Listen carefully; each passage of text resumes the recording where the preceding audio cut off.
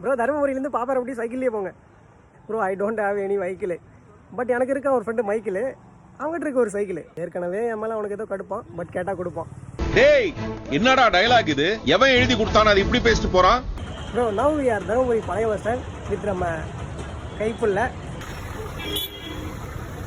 மார்சன்பேட்டை தேர் திருவிழா சும்மா அந்த மாதிரி நடக்கும். போயா வண்டியே வேணாம். இப்போ தான் தெரியுது நம்ம மக்கள் ஏன் நைட் ட்ராவலை லைக் பண்ணுறாங்கன்னு. ஹே ப்ரோ கொஞ்சம் தூரம் வந்திருக்கிறோம்.